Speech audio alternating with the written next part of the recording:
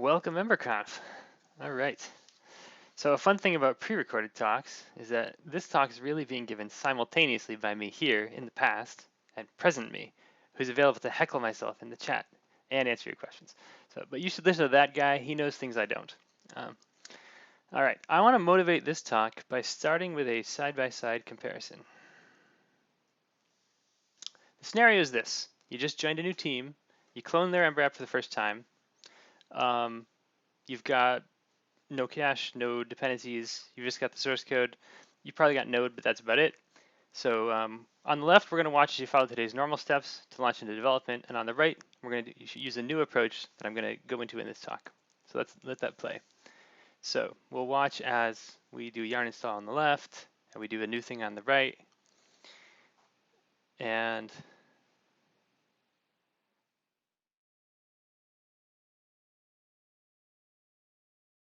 the app is ready on the right.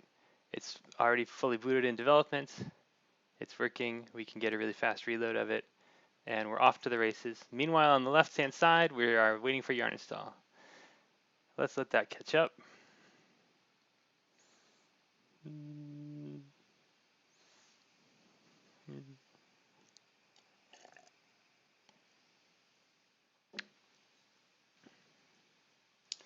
Now we're compiling some native packages. Okay, we're ready to start EmberCLI.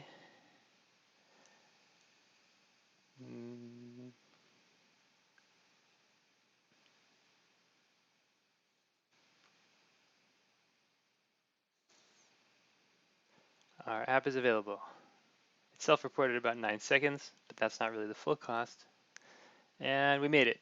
We are now also up with a fully running development environment, and it also has very fast reloading. Okay, so that was our summary of the two scenarios, and here's our waiting time. So here I was careful to measure the waiting time and not the interactive bits.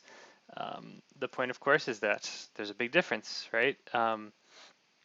For some weird reason, the new scenario didn't even have to do a yarn install. We'll get into why that is in a second. That was a huge win. But even setting that aside, even if we just look at the actual build times, we were still significantly faster. What's going on there, right? So that's what I want to intrigue you with for this talk. We're going to get into, when your development tools respond instantly, software development, it's not just faster, right? It can be more fun and qualitatively more creative, right? So this is a talk about how the tools we use to do web development can be fast and fun without sacrificing the features we need to build reliable, long-lived, stable software on teams that are small and teams that are big. All right, so let's start with some fundamentals. All right, so the fastest build tool is no build tool. Right? You don't really need anything more than a text editor to develop for the web. And of course, this is how most front-end development was done for a long time, and some people still do it that way when they can. Ember first got started in this era, right? You would wire apps together entirely. You could do it entirely in a single HTML file, right? This is an Ember 2 app being developed with no web server at all, just serving the files right off disk into the browser, right? And the simple setup and the immediacy are nice, right? But in practice, this gets tedious pretty fast, right? As apps and teams grow, and you want to keep the code well organized into modules and packages and test suites, browsers just couldn't help you with that very much, right? And plus the desire to make apps run faster, boot faster, pushed frameworks like us toward ahead of time compilation and bundle optimization, right? And so even around the end of the Ember 2, the very early Ember 2 era that this is demonstrating, this was already on its way out. It was already becoming much more favored to use build tools, right? And that turned out to be the right call, right? Ember was among the first projects to really commit very strongly to requiring a build tool, right? And that was not a decision without controversy, right? Because the elegance and immediacy with having no setup and just working in the browser was really nice, right? There's a trade-off. We made the right call, right? And in the era that followed with EmberCLI and other frameworks too doing the same thing, everybody basically accepted that they needed build tools because it gave them a lot of power to develop apps that could just go much beyond what apps could do before that. Build tools and package managers, right? Gave a lot of power and a lot of sharing of code. So EmberCLI does a lot for you. There's a lot of great docs teaching how to use it. That's the current standard. That's what you should be doing if you're starting a new Ember app today. But I want to talk about what comes next, right? Here in 2021, browsers and web standards have come a long way since then, right? So it's worth re-asking the question, right? How far can we push in-browser development. Now, how much can we do in the browser by itself, right? So let's take a quick tour together and see what breaks. So you probably already know that browsers support ES modules natively, right? So here we're going to put a script in type module, and we could just import some stuff into it. In this case, we're going to import off a CDN coming from Snowpack, and we're going to use that code, and it will work, right?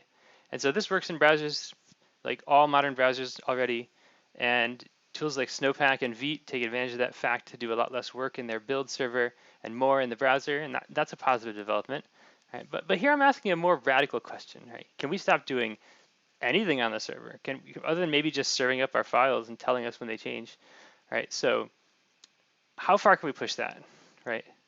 For example, what about package management, right? So package management isn't really important, right? It's deliberately indirect, right? When you want to keep your package versioning choices all together in one place, in a package JSON file, accompanied by a yarn lock file or a package lock JSON file, right? And then you want the code you author to not worry about that stuff. You want to be able to use abstract names for things, right? That keeps your code much more long-lived, right? It's more maintainable, it's more robust to have a real package management system, right? Browsers don't support bare imports like this, right? So maybe we've hit the dead end, right? Maybe it's time to say we need a server to rewrite this stuff. Well, maybe, but something you might not realize is that browsers are already shipping some features that get around this problem. Now, this particular one is new and not very stable yet, and you shouldn't really rely on it, but it works today in Chrome, and it's called import maps, and there's a draft proposal for a web standard that's not yet really a standard. And it works today, and it's cool, right? It lets us say where we're going to get our libraries from. Again, caution, it's not really a standard yet. Some folks at Chrome are trying to make it V1, and maybe they'll succeed. It has a bit of details to figure out yet. It has a bunch of good ideas in it, and we're going to use those ideas in this talk. Even without relying on having it natively in the browser, we're going to use the good ideas from here. The in-browser implementation that works in Chrome right now, it makes this example really does run. It doesn't support all the features in the draft spec. One of those is called scopes. It's a really important feature. So scopes is the idea that you don't just get to say what your own imports mean or where they come from, but you get to say that about your dependencies too, right? So you get control over your transitive dependencies. And that's a really critical capability that we've never had on the web before. NPM can do it, right? Like somewhat, right? We wish it had maybe better control and better optimization, but it does it, right? Real package managers have to solve this problem, right? You don't want your packages to be statically linked. You don't want all your libraries always statically linked. This is a general concept for all software engineering, right? Not just JavaScript. The idea of static and dynamic linking is the idea that if you statically link things, you're basically building them together into one piece, and then they're going to be one piece forevermore. When you dynamically link them, you're leaving the choice till later, right? What libraries your libraries are using is something you can swap out. You could patch a security vulnerability in one of your deeper dependencies without the intermediate libraries having to act first, right? Or you can deduplicate the choices among transitive dependencies so that they can all share one version, right? That's really critical stuff that you need from package management that you lose when you're trying to get dependencies like completely pre-cooked, statically linked off of places like Unpackage or Snowpack. So let's set aside import maps though for a sec and talk about another problem with our little setup here if we're developing in the browser, right? Let's move our JavaScript into a separate file, a separate module, right? Which is more realistic anyway. People don't want to put everything in line in one HTML file. So we're going to make a separate file. And we're going to continue trying to develop the way we were, which is just loading things off disk. So let's load this file. And it doesn't work. It turns out you can't load modules from file origin. So I guess we're up at the limit here. And we can't serve off disk anymore, so we really need a web server. So let's start one up. And I don't think this is a big deal. I think we're still true to our basic story of let's just do in the browser development because web browsers need web servers. And a static web server is a very simple thing that it boots up instantly. It's very easy to get and set up. It's basically not a big deal. I still think we're still on our path here of doing pure browser development if we just need a static web server. And that's going to unlock our access to several different browser features anyway, because there's a bunch of stuff like this that just doesn't work with file. It's just weird. Browsers want to be speaking HTTP, right? So let's move on to the next reason people think they might need a build server. Languages, right? People like TypeScript. We like handlebars, meaning Glimmer templates in Ember, right? Lots of people like Sass. And this is not Ember-specific problem because people like Vue templates and people like JSX and people like Svelte, and browsers don't understand any of this, right?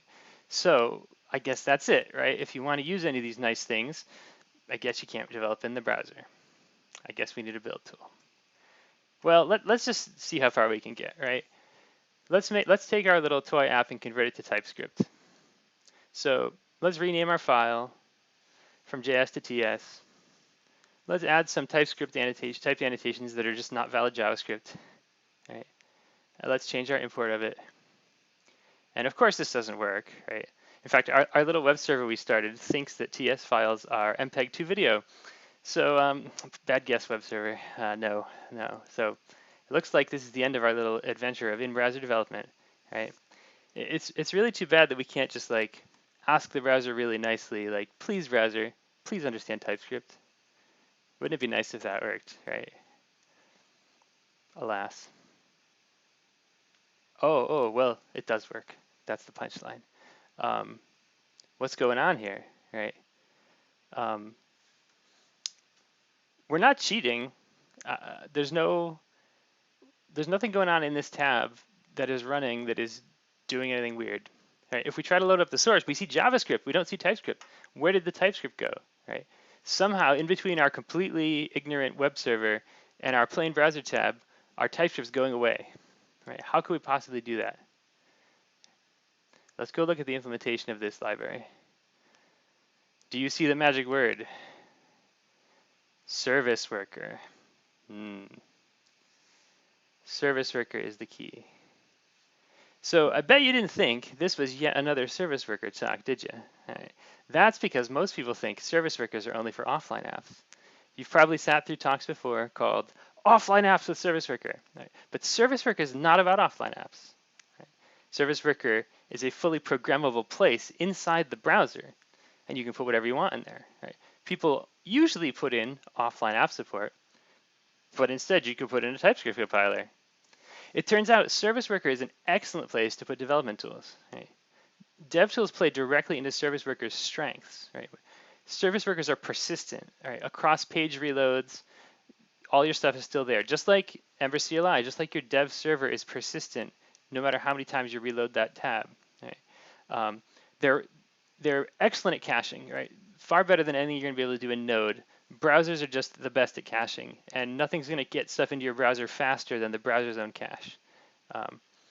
Service workers, when you're doing them with dev tools, actually also avoid service workers' biggest pitfalls, right? Which is things like they're not available on the very first page load. In dev, that doesn't matter. It just means you get to see a couple seconds of loading screen while the tools boot up. Right? If you're managing version skew in a deployed application with service workers all across the web, that's hard. But that's not the case here. It's just on your machine. You could shut it down when you're done. You could kill it and start it again. And service workers don't support legacy browsers, but that's not such a big deal either. Right? The whole current crop of development tools in JavaScript, like Vite and Snowpack, all of them are all in on modules, all in on ES modules and modern browsers. And it's really where things are going.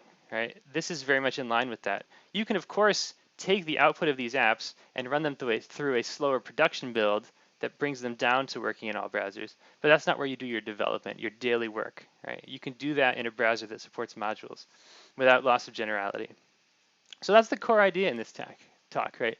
Having build tools in the service worker feels magical. Right? It's like we just taught the browser to natively understand TypeScript, and from the app's perspective, it really does. Right? So that's the core idea.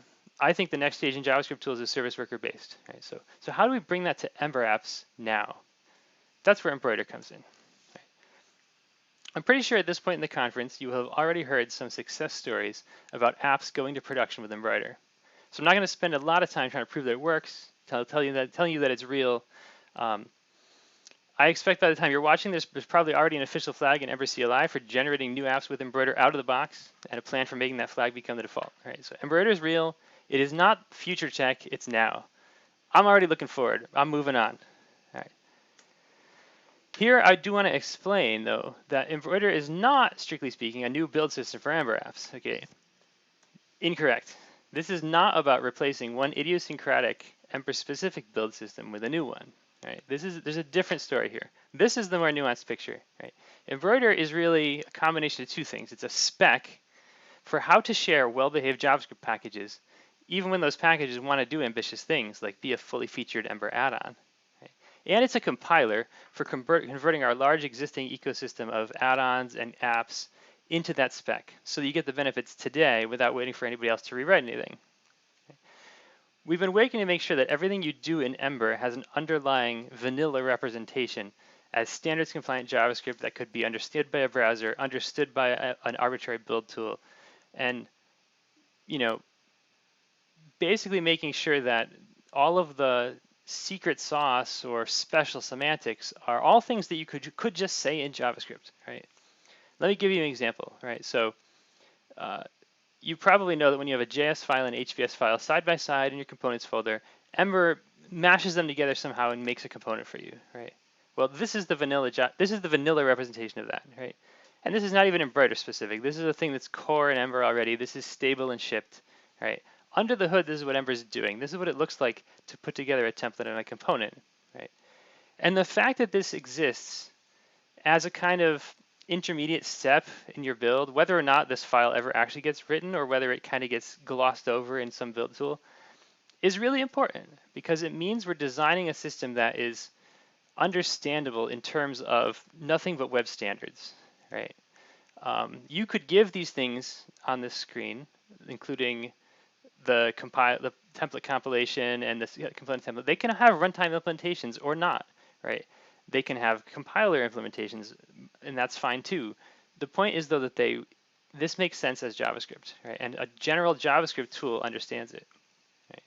One such tool is Webpack, right? And so if you've already been using Embroider, you've probably been using the Embroider Webpack package. So Embroider Webpack takes care of automatically setting up Webpack for you in a way that's most compatible with Ember and takes care of like lots of the little details of making sure that your app is going to do all the things you want, right? Your test suite's going to work right, your fast boot server-side rendering is going to work right, etc. Right?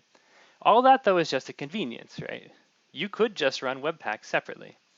Let me show you what that looks like. So this is an example of the changes you'd have to make to go from delegating to Embroider Webpack to doing it yourself. So here we're just going to drop Embroider Webpack as a dependency.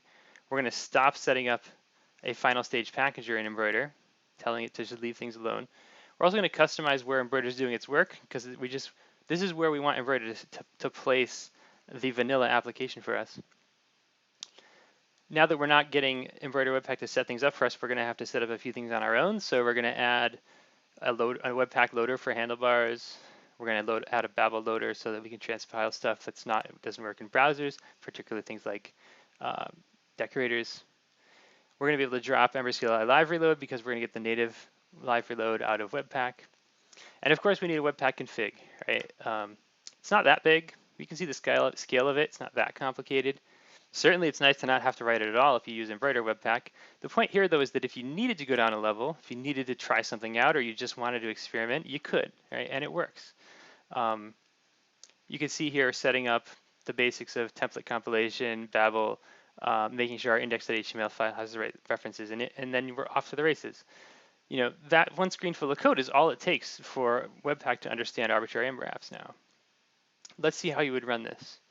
All right, so we would still tell EmberCLI to start up, and it's going to do a relatively short build because it's only doing the translation from all traditional semantics, all legacy behaviors of all add-ons, up to the vanilla spec. Right?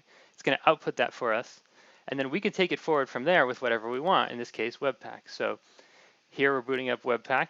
I had to type the full path out just because there's a weirdness going on with yarn symlinking right there. And then we can boot it up. And here's our app. being served natively by Webpack's dev server, right? Works fine. And we can make some edits. And notice we're editing here the original source, right? We're not editing that vanilla app because we can make a change to the original app and it'll flow very quickly and incrementally through both systems. It'll get translated from the, classic to vanilla, and then and then Webpack picks it up, and we're off to the races. So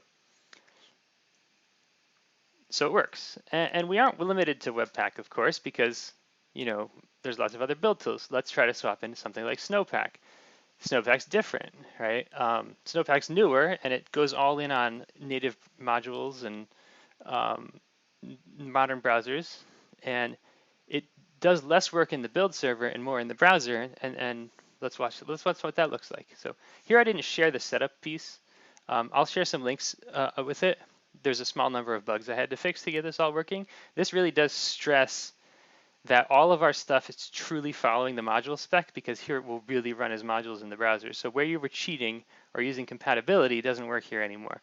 And there's just like a handful of places in the ecosystem where that pops up, just because nothing was checking it before. Even Webpack is more permissive than a true browser running modules.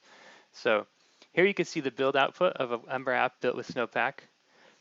You can see we still have all our imports there. The browser's natively doing the imports, file to file, one at a time. Our dependencies are getting rewritten by, all of those import statements are being rewritten by Snowpack to point at its pre-bundled packages. And it all works pretty good, right? One thing you might have noticed is that the initial page load here was a little slow, right?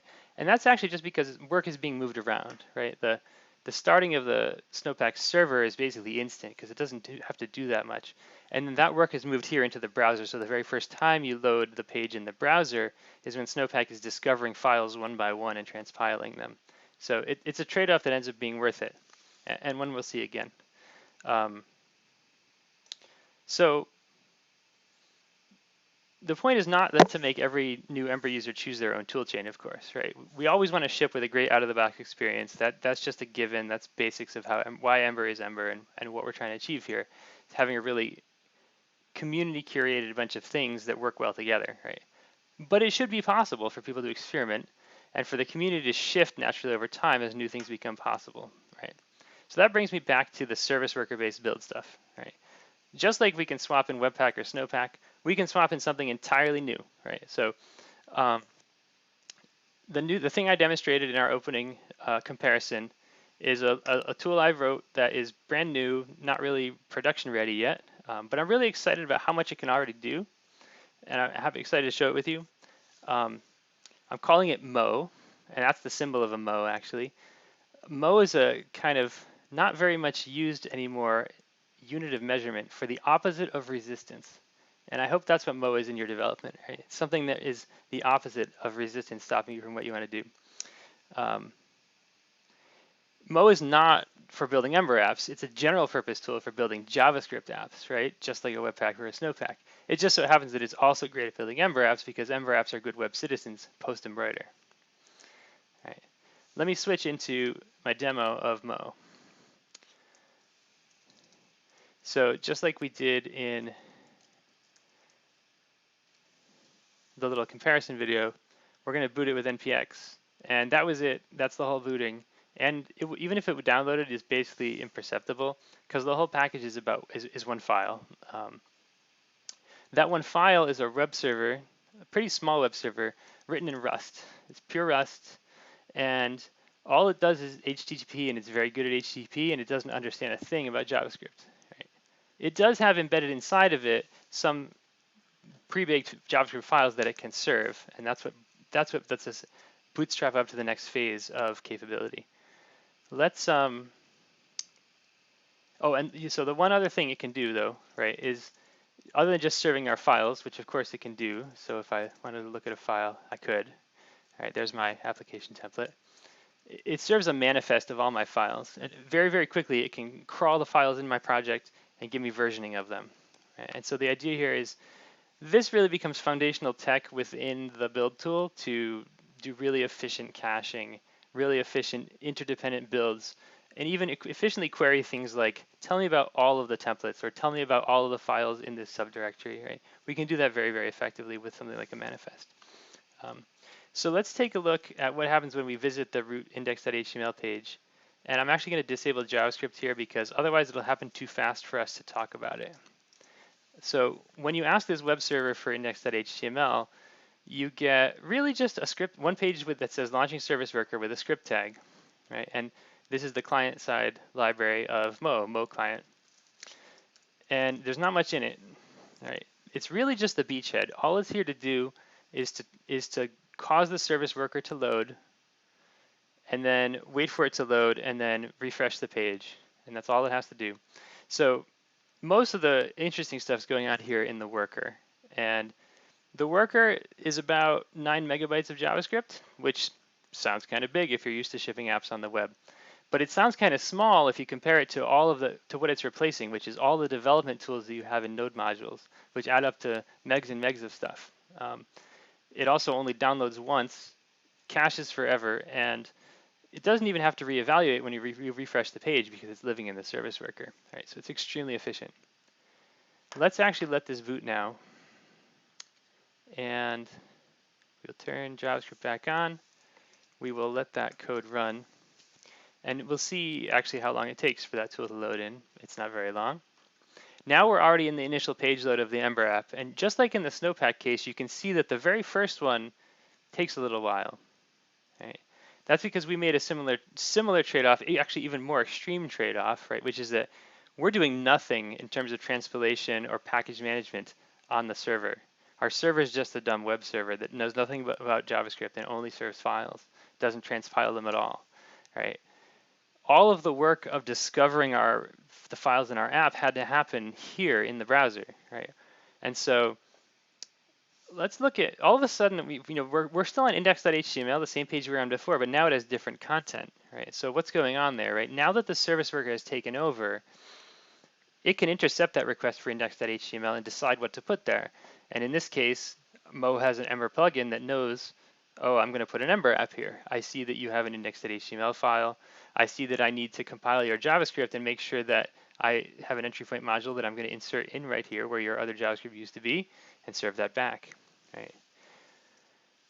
So let's take a look at some of our specific files in this app.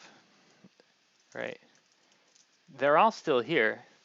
So app templates application HPS, we can go see it. What we see when we load it is the compiled version of it, right? Because this is what our app will see when we load it. The service worker has compiled this template into the compiled form for us. Mo has a little option we can include for debugging where we can ask it to please lay off and let us see what's actually going on the network. And this lets me see what is really coming off the web server before it has been transpiled. Here you can see the raw HTML, raw HPS that's being served into the browser. Right. Let's do the same thing for a JavaScript file. We have a sample Ember data model here. Let's look at the network version first because that's the simple thing that we authored. So here we've got an Ember data model with one attribute. We've got a bunch going on though because we're importing things from a library and we're using a decorator, right? So when we look at what that has turned into, well, it turned it into a bit. Babel had to get rid of things like decorators for us because this app's configured to transpile those. Well, every app has to transpile decorators. They're one of the things that browsers really can't do yet because we're really hoping those will standardize. We got some new imports because Babel has implementation that actually is coming from a library. All of a sudden we see that our libraries are now coming from the web somewhere out on an S3 bucket. We'll talk about that in a moment, about how we're controlling that. But here's Ember data too. Here's our Ember data import. Notice it's still a real import, right? The browser's doing the modules for us. We never had a step where we had to crawl all the modules and find them all because browsers do that, right? They're good at it.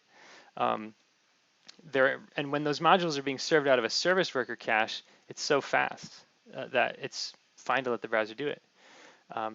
So in this case, we're getting Ember data off of this S3 bucket. Let's go see what it looks like over there. All right, here we can see, well, untranspiled stuff. We're seeing bare imports. These aren't going to run, of course, if we try to run them. So what's going on, right? Well, what's going on here is that I've just left my service worker's scope, right? My service worker does not have permission to rewrite everything coming off of AmazonAWS.com. So we're seeing the raw network version of the thing here.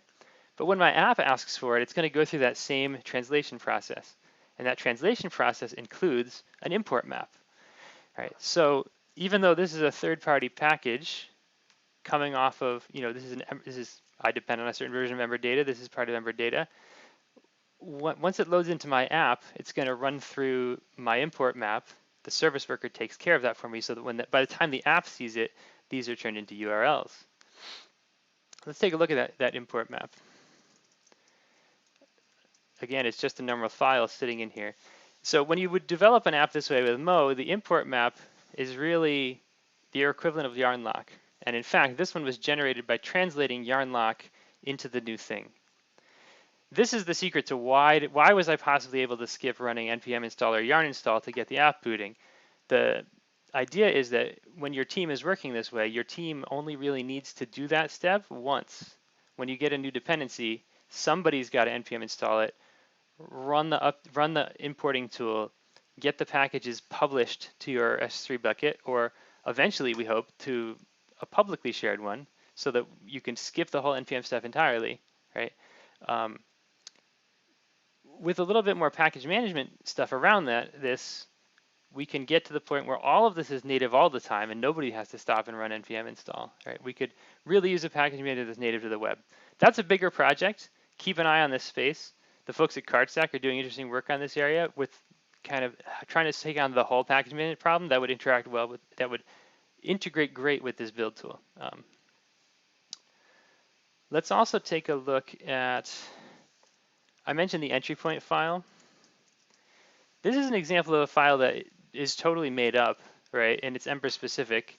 So of course, what's going on here is there's an Ember specific plugin to Mo that knows how to synthesize the entry point to your JavaScript. And in an Ember app, that means we've got to do things like register with Ember a bunch of stuff that is just Ember expects to exist. So add-ons, for example, can stick stuff in here. So Ember data is registering things into our app, right? This is the tree for app feature that add-ons use. How can that possibly work on the web, right? Add-ons need to stick things in here. Well, all of our packages up on that S3 bucket, they still have their package JSON files. And critically, all of them have already run through Embroider, right? Embroider turned them into spec compliant packages. And Embroider v2 packages have to declare explicitly in package JSON in a very static and easily defined form exactly what features they're using, including their app.js exports, right? It means that we can very cheaply in the browser crawl those package JSON files once and then cache them and know exactly what features all of our add-ons are using. So for example, how does our familiar Topster graphic work here, right? That's coming out of an add-on. How does it boot in my browser here? I can go to this URL and have an image, but why, right? This is that kind of feature, right? The Ember plugin to Mo knows how to find all my add-ons, find their package JSONs, see what features they're using. In this case, Ember welcome page, right, is an add-on that we're using. We know that it's in our list of add-ons. Our import map can resolve where do I find out about Ember welcome page? It's here. If I go there, here's the package JSON. I can look very statically. This is a v2 Ember add-on. Embroider has converted for me. And when we did that, as part of that build, as part of the import step, when this package was first sucked into this new world of how we do development, it did have to run all kinds of compatibility code to get it up to this point. From here forward, it's all legible and static and easy to find, right? And in particular, this package declares that it has a public asset we need, right? It says, I contain this particular file and I want it to be mounted at this URL in the app. And so that's what we do in our build, and that's why it works, right? So we can do lots of those kind of features, very ambitious features of automatically integrating stuff, all done here in the browser. And rebuilds, of course, work great. If I come and rewrite this page and I save, I get a very fast rebuild. And if I open up the DevTools here, we can actually see we got a single cache eviction for that one file. And if we looked at our web server, we would see two requests, right? We would fetch the manifest, and the manifest would reflect one changed file. And then the service worker is going to fetch that one file, transpile it, serve it back to us, and that's it. That's all the work that has to happen. Everything else in this app, when you look at the network tab of loading this app, right? Everything's location is service worker, service worker, service worker, service worker. Right? We download nothing to boot this app. Right? That's what keeps it fast, despite having so many independent files. And of course, having the independent files is great, right? Because we can debug them the same way we authored them. We don't need a source map to tell us what file something came from. It's still in that file. Right? It's very nice. So the last thing I'll say about it is that service workers can get real confusing if you forget they're there and you stop doing development. So this one makes it sure that if we shut down our web server, the service worker code will pretty soon realize that its server has gone away and shut itself down and unregister itself, after which point our browser is back to normal. And all of that magical rewriting of our stuff goes away, right? Because otherwise it could be very confusing. If you switch to a new project and it was still there, it's a mega troll. So one of those little niceties you really want to get right with service workers. So that concludes the demo piece. And just to wrap up, the key takeaways I have for you is really that the future of web build tooling is exciting and very bright, and we're going to make it it's good now, and it's going to get even better. And that Embroider is the Ember community's bridge into that future, right? And we're going to keep shipping, keep stabilizing, keep making it even easier and more default until every Ember app just works with all of these things I'm showing you without extra effort, right? That's the goal. So thank you all for your attention. I will make sure that I have supporting materials and links from this talk at this permalink. Even if you're viewing this far in the future, you could check in here to see what was the next step in the story. And so I'll leave that on the screen a sec. EAF4.com, EmberConf 2021. And that's it. Can't wait to see you all next year. Thank you so much. Goodbye.